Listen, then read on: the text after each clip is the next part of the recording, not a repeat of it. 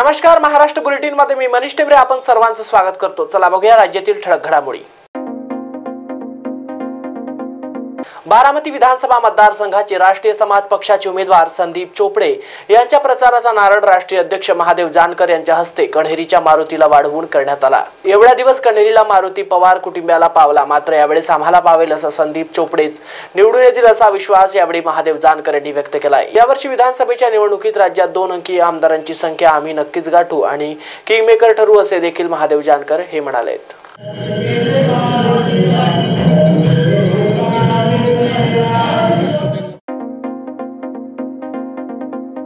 काँग्रेस प्रदेशाध्यक्ष नाना पटोले यांच्या उपस्थितीत वडोदा बाजार येथे फुलंब्री विधानसभेचे उमेदवार विलास औतडे यांचा प्रचारार्थ जाहीर सभेचे आयोजन करण्यात आले होते। यावेळी ढोल ताशांच्या गजरात नाना पटोले यांचे स्वागत करण्यात आले। झालेल्या जाहीर सभेत नाना पटोले यांनी भाजपवर टीका करत त्यांना उमेदवार आयात करावा लागल्याचं सांगत भाजपच्या उमेदवार अनुराधा चव्हाण यांचे पती अतुल चव्हाण यांचा सिंचन घोटाळ्यात सहभाग होता असा भ्रष्टाचाराच्या पत्नीला भाजपने उमेदवारी दिली असल्याचं सांगत विरोधकांवर टीका केली आहे। भ्रष्टाचाराचं जे गुराळ महाराष्ट्रामध्ये भाजपने निर्माण केलं त्या माध्यमातून सर्वसामान्याला लुटण्याचं काम या ठिकाणी सुरू झालं। डिफरन्स विथ द पार्टी असं या भाजपचं नाव। म्हणजे या पार्टीमध्ये भ्रष्टाचार हाच त्या पार्टीचा उद्देश आहे हे सत्तेमध्ये आल्यानंतर या लोकांनी सिद्ध केलं। तर रावसाहेबांचं तर काही सांगताच येत नाही, ते स्वतःला शिवाजी महाराज समजतात कधी कधी। म्हणजे आज तर काहीतरी म्हणत होतं तिकडे, आज एका पेपर दाखवलं मलाशी एकाने, मला पाडलं त्यांना सोडणार नाही। आता त्याचा इशारा कोणावर, तर त्याचं ते एकनाथ शिंदेचे लोक आहेत। आता एकनाथ शिंदेचे किती लोक आहेत या जालना लोकसभेमध्ये? नाही, सिल्लोडी आहे, तिकडे जालन्यात आहे। तर त्यानं सांगितलं की मी पाहूनच टाकतो त्यांना। हा 3 आहे, बाबाजीला बरोबर माहित आहे। तर या सगळ्यांना मी पाहून टाकतो। म्हणजे सत्ता गेली तर केवढी आज रावसाहेबांमध्ये झाली। लोकांच्या पोटातलं तोंडातला तांदूळ कसा हिसकला जात होता चकवा,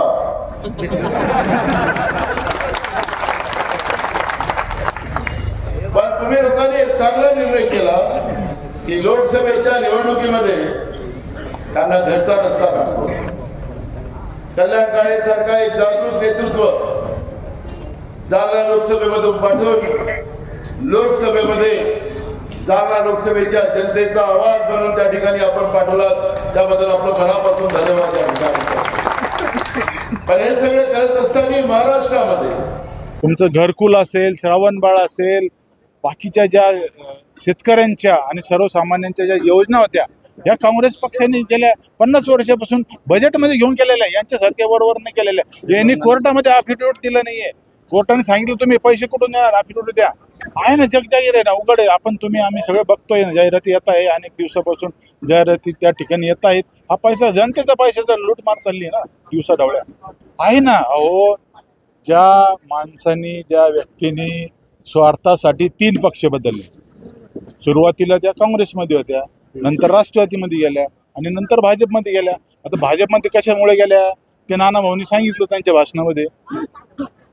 भाजपमध्ये कशामुळे गेल्या, ईडी सीडी सीबीआय जे चालू आहे त्याच्यामुळे ते भाजपमध्ये गेल्या। आणि जे 50-50 वर्षांनी 20-20 वर्षांनी 30-30 वर्षांनी निष्ठावान भाजपचे जे कार्यकर्ते त्यांना चारून ह्या आयात केलेल्या 3-3 पक्ष बदललेल्या उमेदवाराला उमेदवारी दिली, ते त्याच्यातून सिद्ध होतं ना। नाही, ते जरांगे साहेबांनी सांगितलं की ज्या ठिकाणी अंतरवलीला ह्या लोकांनी महिलांवरती गोळ्या झाडल्या, ते रीतसर आंदोलन करत होते। त्या आंदोलनामध्ये ह्या लोकांनी जाऊन, सरकारने जाऊन कोणाच्या आदेशावर त्या गोळ्या झाडल्या, काय झाडल्या हे जनतेला माहिती आहे। आणि आरक्षण त्यावेळेस ह्या लोकांनी तिथं छत्रपतीची शपथ घेऊन जो GR दिला, तो GR अजून पूर्ण होत। त्याच्यामुळे जरांगे साहेबांची जी भूमिका आहे, ज्यांनी आपल्याला फसवलं त्याला पाडा, हे गोड बोलले ते। हो ना, मग त्याच्या मागचे ते पडद्यामागचे तेच कलाकार आहेत खरे। प्रहारचे अधिकृत उमेदवार आणि मंत्री संजय राठोड यांचे भाचे डॉक्टर महेश चव्हाण यांनी उपमुख्यमंत्री देवेंद्र फडणवीस यांच्या उपस्थितीत कारंजाच्या एका सभेदरम्यान भाजपमध्ये पक्षप्रवेश केला। यावेळी बोलताना महेश चव्हाण यांनी सांगितले की गेल्या 10 वर्षापासून मी महेश चव्हाण मित्रमंडळ म्हणून या मतदारसंघात काम करतोय, आरोग्य सेवा देतोय, अनेक मोठे प्रश्न या भागामध्ये आहेत। मी प्रहार पक्षाकडून उमेदवारी अर्ज दाखल केला होता, मात्र काही किरकोळ कारणामुळे माझा उमेदवारी अर्ज बाद करण्यात आला आहे। त्या संदर्भात मी न्यायालयात याचिका दाखल केली आहे। येथील जिल्हा परिषद पंचायत समितीमध्ये आम्ही नेटवर्क उभे केले आहे। संजय राठोड हे जरी नातेवाईक असले तरी ते सुद्धा एक कार्यकर्ता म्हणून चांगले काम करत आहेत। त्यांच्याकडूनच मी सुद्धा प्रेरणा घेतली। मागील 10 वर्षापासून मी या भागात काम करत आहे। कारंजा मानोरा या विधानसभेमध्ये आम्ही आरोग्य सेवेच्या माध्यमातून एक मोठं कार्य आणि आरोग्य दूताची बांधणी सुद्धा इथे केलेली होती आणि सोबतच अनेक जे प्रश्न होते मतदारसंघाचे, युवकांच्या बेरोजगारीचा प्रश्न असो, महिला सक्षमीकरणाचा प्रश्न असो, शेतकरी आत्महत्येचा मोठा प्रश्न असो, हे अनेक मोठे प्रश्न या भागामध्ये आहे। त्यासाठीच मी प्रहार पक्षाकडून माननीय सन्माननीय बच्चूभाऊ कडू यांच्या आदेशानुसार 35 कारंजा विधानसभा मानोरा विधानसभेचा फॉर्म मी भरला होता, पण एक क्षुल्लक किरकोळ कारणामुळे त्यांनी माझा अर्ज बाद केला। त्यासाठी मी हायकोर्टमध्ये पिटिशनसुद्धा दाखल केलेली आहे। बहुतेक आणखी काही पुढील जी ॲडव्होकेटकडून माहिती घेतल्यानुसार पुढील 2-4 महिनेसुद्धा त्या डिसिजनला यायला वेळ लागू शकतो असं त्यांनी मला सांगितलं। परंतु आमचे जे कार्यकर्ते, जे डॉक्टर महेश चव्हाण मित्रमंडळाचे जे कार्यकर्ते आहेत, हे आम्ही पूर्ण म्हणजे 16 इथल्या जिल्हा परिषद असो, 32 पंचायत समिती असो, यामध्ये आम्ही जे एक नेटवर्क उभं केलं, यामध्ये भविष्याच्या याच्यामध्ये आमची एक राजकीय ताकद वाढवण्यासाठी आणि या आमच्या युवा कार्यकर्त्यांनासुद्धा कुठेतरी न्याय मिळून त्यांना भविष्यातील जे त्यांचे प्रश्न आहे, ज्या आशा अपेक्षा आहे, त्या माझ्या माध्यमातून कशा सोडवता येईल, यामुळे मी आज भारतीय जनता पार्टी यामध्ये माननीय उपमुख्यमंत्री साहेब देवेंद्र फडणवीस साहेब यांच्या नेतृत्वाखाली आणि मार्गदर्शनाखाली आज इथे प्रवेश केलेला आहे आणि इथल्या भागाचा पोहरादेवीचा विकास असो किंवा मग कारंजामध्ये अनेक असे विविध प्रश्न आहेत, ऊसतोड कामगारांचे प्रश्न आहेत आणि छोटे छोटे जे मागासवर्गीय बंजारा समाजासोबत मातंग समाज असो, भोई समाज असो, आदिवासी समाज असो, यांचे अनेक मोठे प्रश्न यांना कशी वाचा फोडता येईल यासाठी मी हा प्रवेश केलेला आहे। साहेब मला सांगा, तुमचे मामा मंत्री संजय राठोड आहेत, ते स्वतः शिवसेनेत असताना तुम्ही भाजपमध्ये प्रवेश करताय, थोडंसं आश्चर्य वाटतंय सगळ्या लोकांना? आश्चर्य असं नाही आहे, मी सुरुवातीपासूनच आतापर्यंत डॉक्टर महेश चव्हाण मित्रमंडळ म्हणूनच कारंजा मानोरा आणि यवतमाळच्या काही भागामध्ये अनेक दिवसापासून कार्य करत होतो आणि त्यांचं प्रेम आणि आशीर्वाद हा निश्चितच नेहमी माझ्या पाठीशी राहणारच आहे आणि त्यांच्याबद्दल तुम्ही नेहमीच बघितलं आहे की एक तळागाळातला ते मंत्री असतील तरी तळागाळातल्या कार्यकर्त्यासारखे ते काम करतात। त्यांच्याकडूनच ही प्रेरणा घेऊन मी सुद्धा या भागामध्ये मागील 9-10 वर्षामध्ये काम करत आहे। पण सध्या इथे ज्या पक्षाचं सध्या ज्या कोट्यामध्ये ही सीट सुटलेली आहे आणि भविष्यातही त्या अनुषंगाने काम करण्याची माझी इच्छा आहे, त्यानुसार मी हा निर्णय घेतलेला। त्यांना विश्वासात घेतलं होतं का तुम्ही पक्षप्रवेश करताना? निश्चितच त्यांचा प्रेम, आशीर्वाद आणि हा माझ्या पाठीशी नेहमीच राहणार आहे। मुंबादेवी विधानसभा मतदारसंघात अमीन पटेल हे महाविकास आघाडीचे उमेदवार आहेत। त्यांच्या प्रचारार्थ तेलंगणाचे मुख्यमंत्री रेवंत रेड्डी व उत्तर प्रदेशचे काँग्रेस नेते नदीम जावेद यांच्या उपस्थितीत रोड शो करण्यात आला। एक गमाटीपुरा नागपाडा आहे, ते आमचा मुंबादेवीची जान आहे। ते इथे लोक 100 वर्षापासून इथे राहतात। रेवंत रेड्डी साहेबांचा जे कॉन्स्टिट्युएन्सी आहे त्यांचा लोक इथे राहतात। ते आले, त्याला लय आनंद आले। त्यांना असं म्हटलं की मला असं वाटलं की मी माझ्या मतदारसंघामध्ये आहोत, जिथे लोक मला माझ्या मतदारसंघामध्ये प्रेम करतात, ते लोक इथे अमीन पटेल आणि मला प्रेम करतात। हे लई मोठी गोष्ट आहे। या लोकांचा प्रेम बघून त्यांना लय आनंद आला आहे। एक चांगला वातावरण जे होता ते आणखी चांगलं झालेलं आहे। कोणी आलं नव्हतं, ते इकडचा लोक आहेत, ते इकडचा मूळ रहिवासी आहेत। त्यांना असं वाटलं की आमचा मुख्यमंत्री आमच्या द्वारात आलेला आहे। मुंबादेवीची जनता जे आहेत हे मला नक्की आशीर्वाद देणार आहेत। त्यांचा आशीर्वाद माझ्यासोबत आहे आणि राहणार।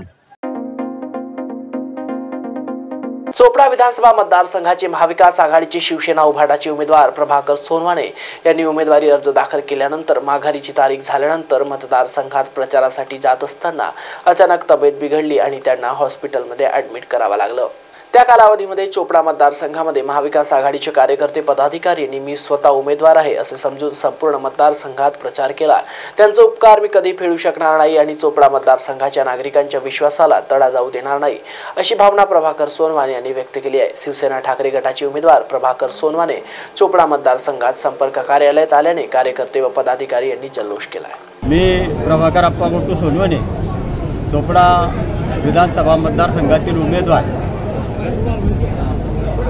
या ठिकाणी मी आपल्याला सांगू इच्छितो की मी या मतदारसंघामध्ये उमेदवारी केली त्या दिवसापासून जनतेने एवढं मोठं प्रेम केलं की माझे मतदार राजे असतील, माझ्या माता भगिनी असतील, तरुण मित्र असतील, सहकारी असतील, आमच्या आघाडीतील ज्येष्ठ श्रेष्ठ नेते, सर्व पदाधिकारी, कार्यकर्ते, कोळी महासंघाचे सर्व कार्यकर्ते यांनी या ठिकाणी माझी तब्येत खराब झाल्यावर सुद्धा या ठिकाणी मी नसताना जो प्रचार केला त्याचे मी उपकार माझ्या आयुष्यामध्ये कधीच फेडू शकणार नाही।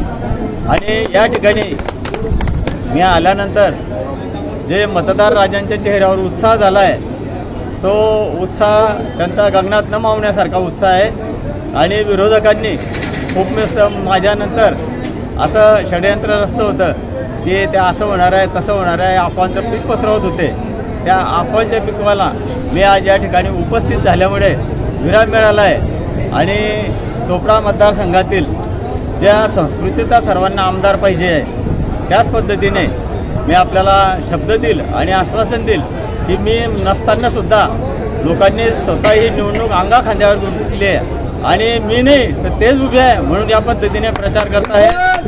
तर मी त्यांच्या पण ज्या मनोकामना आहेत, इच्छा आहेत की चोपडा शहराचा, चोपडा मतदारसंघाचा सर्वांगीण विकास व्हावा, त्याचप्रमाणे युवकांना रोजगार मिळावा।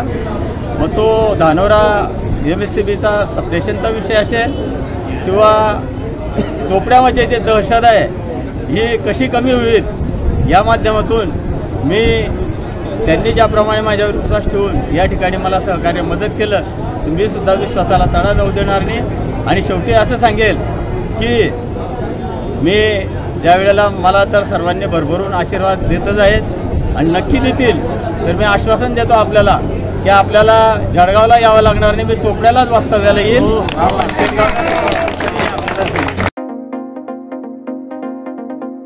मुस्लिम समाजातील धर्मगुरूंनी मागील निवडणूक काळात फतवा काढण्यासाठीच लाच घेतली असेल असं वादग्रस्त विधान देशाचे केंद्रीय राज्यमंत्री प्रतापराव जाधव यांनी केले।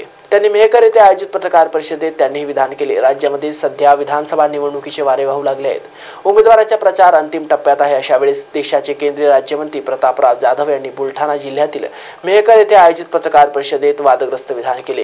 केंद्रीय मंत्री प्रतापराव जाधव म्हणाले की मुस्लिम समाजाने लोकसभा निवडणुकीमध्ये फतवे काढून मतदान केले नाही। असे असतानाही महायुती सरकारने राज्यातील मुख्यमंत्र्यांसाठी सर्वच योजना दिल्या, त्यामध्ये लाडली बहीण योजना असो की शेतकऱ्यांसाठी योजना कोणत्याही दुजाभाव केलेला नाही। असे असताना जर मुस्लिम समाजाने मतदान करणार नाही असे फतवे काढत केवळ धर्मांधपणा करत असेल तर ते लोक मतदान करणार नाहीत। मागच्या काळात मुस्लिम धर्मातील धर्मगुरूंनी मागील निवडणुकीच्या काळात फतवा काढण्यासाठीच लाच घेतली असेल असे वादग्रस्त विधान देशाचे केंद्रीय राज्यमंत्री प्रतापराव जाधव यांनी केले आहे।